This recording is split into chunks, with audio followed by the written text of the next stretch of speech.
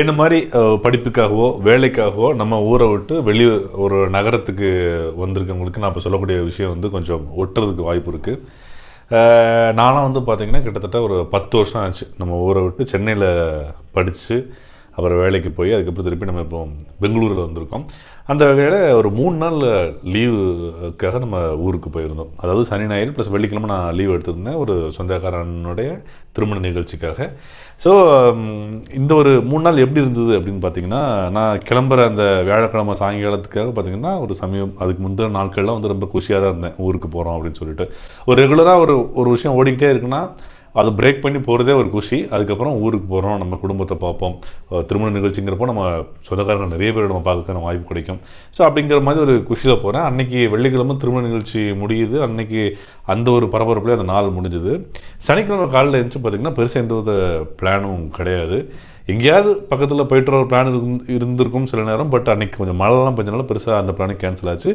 சரியான ஒரு போர் அடிச்சது நண்பர்களே. நான் பொதுவாக ஒன்று எதிர் வீடியோ எடிட் பண்ணுவேன், இல்லைனா கொஞ்சம் மொபைல் நோண்டுவேன், அப்புறம் மற்ற சில வேலைகள்லாம் பார்ப்பேன். அன்றைக்கி ரொம்ப ஸ்க்ரால் பண்ணிகிட்டே இருந்த மாதிரி இருந்தது. அன்றைக்கி என்னடா இது பேசாமல் அப்படியே பெங்களூர் கிளம்பி போயிடலாமா அப்படிங்கிற மாதிரி தான் தோணுச்சு. அதுக்கப்புறம் சாயங்காலத்துக்கு மேலே அந்த அதே அண்ணனுடைய ரிசப்ஷன் இருந்தது. அந்த நாள் அப்படியே போச்சு. அதுக்கப்புறம் மறுநாள் உறவினர்கள் வந்தாங்க. அதுக்கப்புறம் கிளம்புற அன்றைக்கி என்றைக்குமே கொஞ்சம் பரபரப்பாக இருக்கும், அது எப்படியோ ஓடிடும்.